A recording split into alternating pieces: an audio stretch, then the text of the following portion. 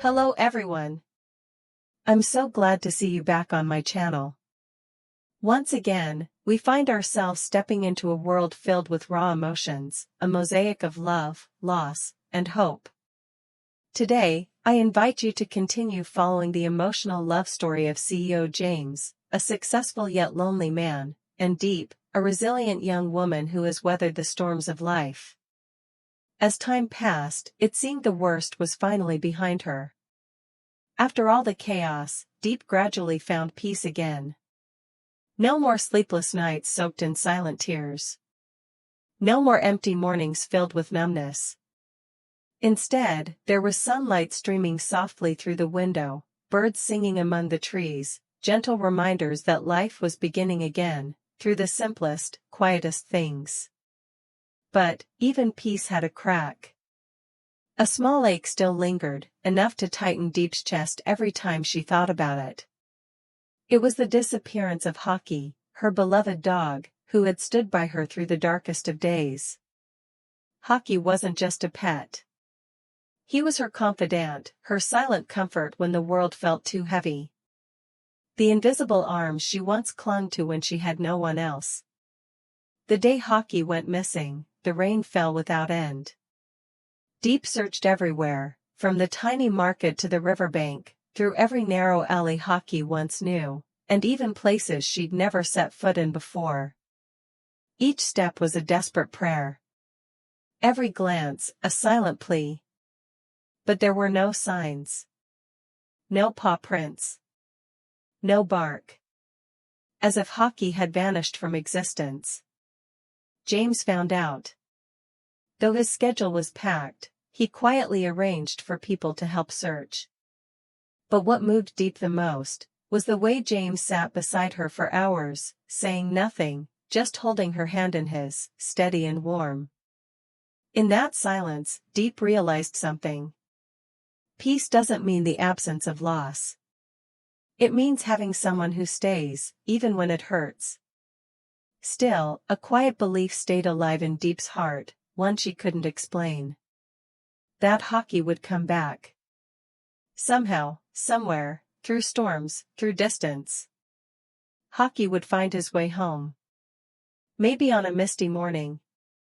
Maybe on a breezy afternoon. Or maybe, just maybe, on the day she finally stopped hoping, a miracle would arrive. Will that hope become reality? Could this loss be the final trial before Diep and James fully open their hearts to love? How will their journey continue, now that fate once again tests their patience and devotion?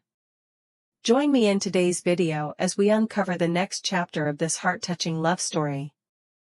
After so many days of living in silence, today, Diep made a decision she had long kept in her heart, to return to the home of the two elders who once raised her. A place that had been her refuge during a stormy childhood. A place with no glitzy lights like the city, no hustle or competitive rush. But it held something far more precious, love. A quiet, gentle love, soft as the sunlight at the end of the day. As Diep stepped through the familiar old gate, her heart stirred with a wave of emotion. Everything was just as she remembered, the starfruit tree in the corner of the yard still heavy with fruit, the moss-covered stone steps, and the weathered wooden fence that had stood as a silent witness to time. Before she could call out, a voice rang from inside. "Who's there?" "Diep, is that you, child?" Diep smiled, her voice trembling in her throat. "Yes, it's me. I'm home, uncle." Before another word could be said, the old man hurried out, arms shaking as he embraced her. As though he were holding his own daughter, lost and finally found. His aged but steady hands patted her back gently, speaking the love he had held inside for so long. "Oh Lord, you're really back. Thank God. Thank God. I thought I'd never live to see you safe and sound again." Diep buried her face in his chest, tears falling. Tears of reunion, of a soul rediscovering its roots and love. After the wave of emotion settled, they sat together on the front porch. beside the old bamboo chair where Diep once used to snack as a child. Tea was poured, steam rising into the soft breeze. As if it, too, were listening to the story of a girl finally returned from a long journey. Diep began to share. She spoke of the days she wandered, of challenges that nearly broke her, of the kindness of strangers along the way. She told them about James, the man who had entered her life like a miracle. And she spoke of Hockey, the dog who was more than a pet, a piece of her soul. The old man listened silently, never interrupting. Just nodding gently or giving her hand a soft squeeze when her voice trembled through the tears. In his eyes were sorrow, yes, but also pride. The little girl he once knew had grown into a strong woman, her heart still warm despite the storms she'd faced. At last, he held her hand, looked deep into her eyes, and said with a warm, steady voice, "I'm so glad you've held on to your heart. Life is long, child. There will always be scars from what we lose. But there are also joys waiting for you ahead. All I wish now is that you live in peace and happiness, because you deserve nothing less." Diep smiled through her tears. She felt her heart begin to mend, once again. Perhaps, coming back wasn't just about returning to an old house. It was about returning to love. To her roots. And to herself. Whole, complete, and stronger than ever. After an emotional reunion with her uncle, Diep quietly left the familiar house, once a safe haven during her turbulent childhood.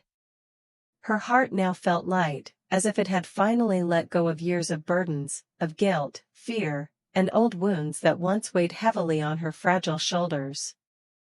What filled her now wasn't just joy, it was a deep, quiet serenity. The feeling of a soul finally anchored again after drifting too long at sea. Her uncle never blamed her for the time she'd been gone. He didn't ask many questions. It was enough for him just to see her return, alive, whole, and radiant. His eyes said everything: love, forgiveness, silent pride, and unspoken relief. As Diep stepped outside, the old wooden gate, weathered by time, swung open like welcoming arms. She walked slowly down the pebbled path, unhurried, savoring each breath of her hometown, where every tree, every stone carried memories of her childhood. Morning sunlight danced through the leaves, casting a golden glow on her hair. Dewdrops still clung to the dragon fruit leaves, sparkling like tiny diamonds, reflecting the gentle smile on Diep's face. A face once worn down by grief, now softened by healing. She made her way to the back garden, where rows of dragon fruit trees stood tall and green, just as her parents had once cared for them. Now, the bright pink fruits were ripe, full, and waiting, as if calling her home. Diep gently picked each fruit, her fingers brushing the stems like they were family. The soft snip of the shears, the birdsong, the whisper of wind through the grass, it all blended into a tender symphony of life. No rush. No pressure. Each fruit placed carefully into her bamboo basket, each movement filled with quiet love, like gathering tiny seeds of happiness to mend the broken corners of her heart. It had been so long since she last worked in this garden. What once felt mundane now felt healing. She took a deep breath, soaking in the scent of damp earth, fresh leaves, and warm sunlight. The sense of real life. The next morning, Diep woke early. Even before the fog had fully lifted, she was already pushing her wooden cart of dragon fruits toward the village market. The bumpy road, though uneven, was deeply familiar, carrying both the footprints of her childhood and now, the quiet strength of a woman who had fallen, but never stayed down. The market was just as she remembered. Vendors calling out their wares, the smell of sizzling pancakes, dried fish, fresh herbs, all blending into the distinct, rich scent of life. When Diep stopped at her usual corner, familiar faces lit up around her. "Oh my! Is that Diep?" We haven't seen you for months, we thought you left for good. Your dragon fruit is just as sweet as ever. One bite and it stays on your mind. You look different now, calmer, more peaceful. There's a glow about you. Diep blushed, smiling shyly, her eyes twinkling. I had to take some time off for personal reasons. But I'm back now, and I hope you'll continue supporting me like before. The townspeople clapped and cheered, buying her fruits while sharing stories of how much they'd missed her sweet harvest. In less than an hour, her basket was nearly empty. As Diep folded the small bills and tucked them into her cloth pouch, she didn't think about the money. She felt warm. Because it was here, with these sincere people and their simple kindness, that she had reconnected with life again. On her way back, sunlight stretched across the golden fields. She rode her bicycle gently, skirt fluttering in the breeze, hair falling softly beneath her straw hat. Each turn of the wheel rolled away an old sorrow, and carried with it a new thread of hope. As for James, the man who had always carried a quiet but profound love for Diep, he returned home one windless evening, having just wrapped up another string of intense meetings at the company. This time, there was no rush in his steps. He stood by the window of his study for a long while, gazing out over the rolling hills, the distant little town, and the endless rows of dragon fruit fields stretching toward the horizon. He let out a long sigh. Something inside him was still unsettled. It was Diep. Since she returned to her hometown, living a quiet life surrounded by gardens, market chatter, and laughter echoing through the village, James had felt both comforted and concerned. Comforted, because she had rediscovered herself. But concerned, because she was still alone. With no one by her side when the nights grew cold or storms rolled in. He had wanted many times to ask her to come live with him. But James understood her too well. Diep was independent, deep, and, above all, not ready. To her, marriage wasn't just a ceremony. It was sacred. It had to be the right time, the right person, and most importantly, the right feeling. So James, mature, experienced, and deeply thoughtful, made a decision. He would create a space for her. A home of her own. A small farm near the town, closer to him, yet still hers entirely. Not to control her. Not to close the distance forcefully. But just to be near enough, to protect her if she ever needed, and to silently support her without placing a weight on her shoulders. That night, James sat down beside his mother, Madame Dam, the woman who had once disapproved of his relationship with Diep, but had since come to love her like a daughter. When James shared his idea of buying a small piece of land for Diep near their home, Madame Dam was taken aback. Her brow furrowed. James, do you really want her to keep living alone? If you truly love her, you should marry her. Bring her home. That girl's already endured too much loneliness. James gently held his mother's hand, eyes filled with sincerity. I know you worry, Mom. I do too. But I also understand Diep. She's not ready for that kind of commitment. If we pressure her, we'll only scare her away. I don't want that. I just want her to live freely, the way she's meant to, but closer to me. So that if ever she needs someone, I'll be right there. I know, his mother sighed softly. I truly care for her. Seeing her work so hard yet stay so dignified, it makes me admire her even more. But my heart just wants her to have a safe, steady place, and a strong man beside her. And I believe you're the only one who can be that. James smiled, a smile as warm and calm as an autumn afternoon. Then let's start by giving her a home, on her terms. A place to plant, to harvest, to listen to the wind dance through the fence, and to watch the sunset every evening. And one day, if she turns to me and says, I'm ready. Then, Mom, I hope you'll welcome her with all your heart. Can you do that? There was a pause. Then his mother nodded, slowly, but with quiet conviction. I understand, James. True love means letting the one you love choose their path. I agree. I'll help you find her a beautiful place, somewhere she can call home. And when she misses you, she'll only need to take a few steps to see you. And just like that, the decision was made. Diep needed nothing more. Just to do small things with all her heart. To be asked how she's doing. To have a place to return to. To share a smile. And if possible, she hoped the days ahead, though quiet and unassuming, would always be filled with this same kind of gentle joy. After that heartfelt conversation with his mother, James felt as if a heavy door inside him had finally opened. A sense of clarity washed over him. He wasted no time.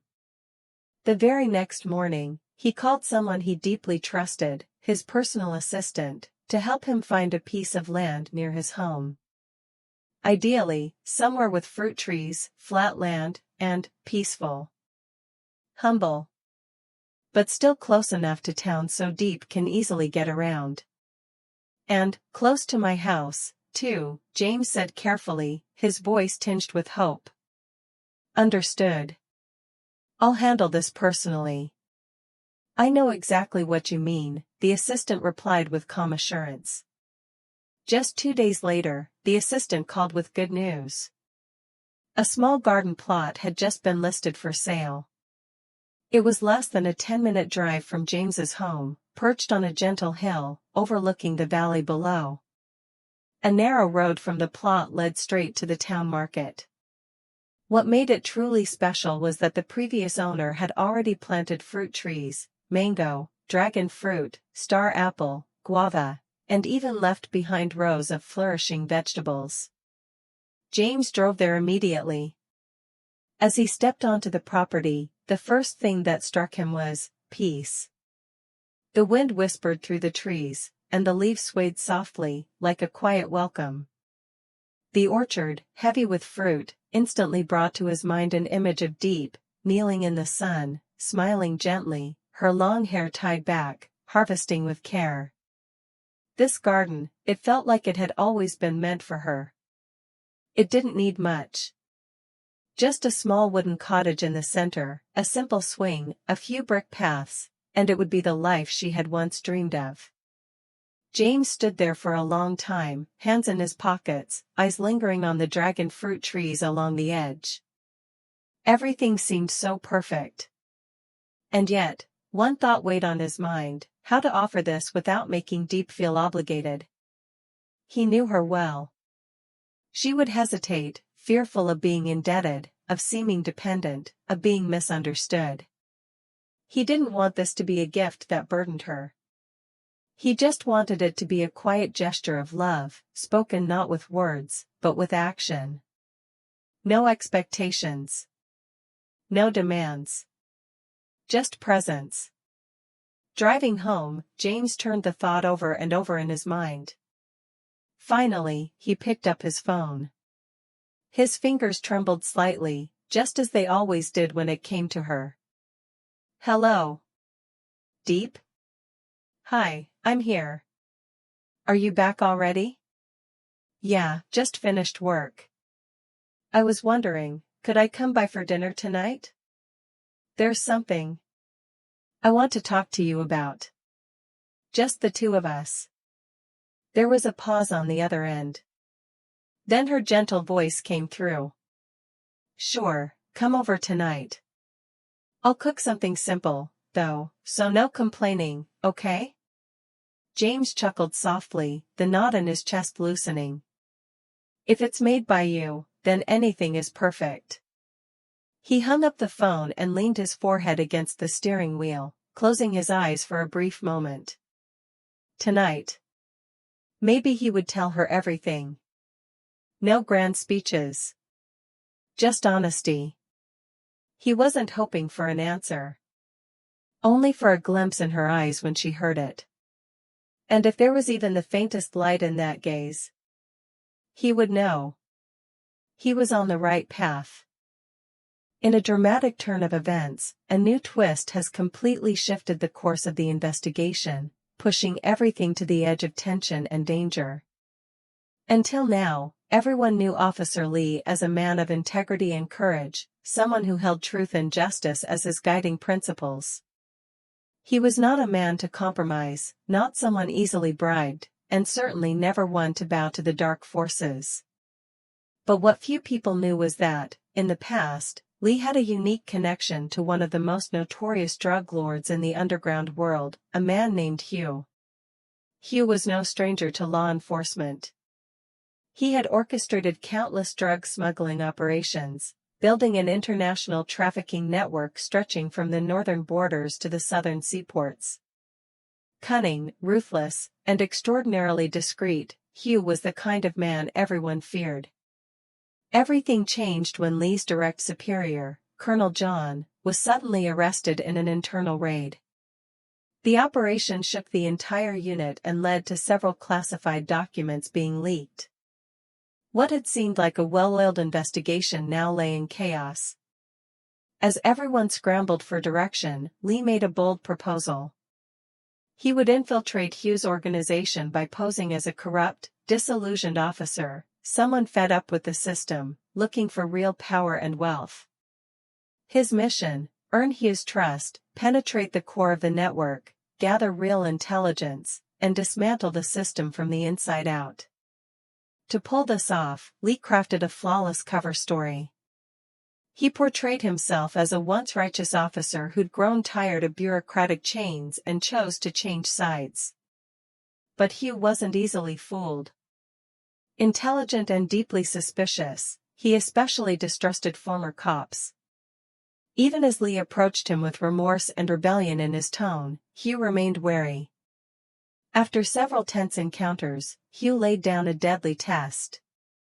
If Lee truly wanted to be trusted, he would have to personally transport a major shipment of drugs across the border, alone, with no supervision or support.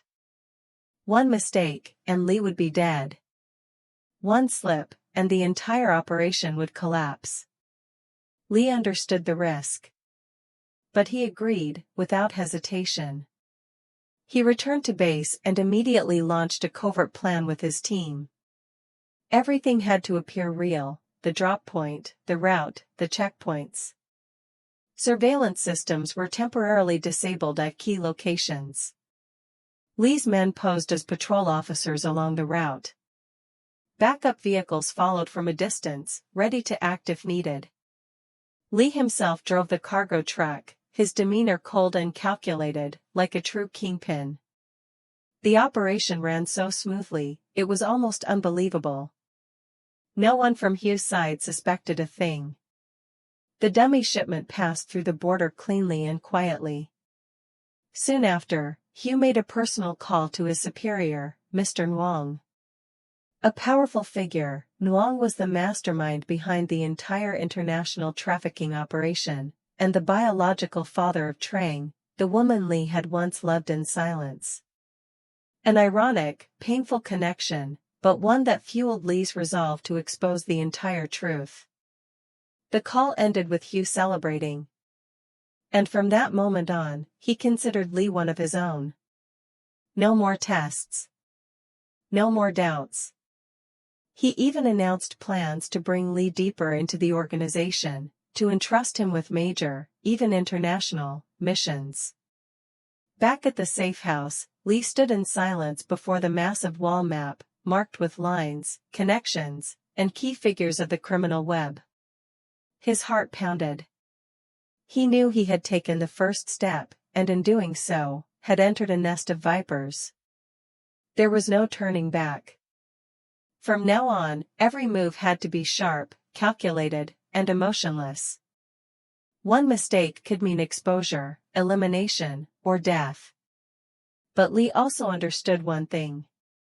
If no one dares to step into the dark, then no one will ever get close enough to extinguish it.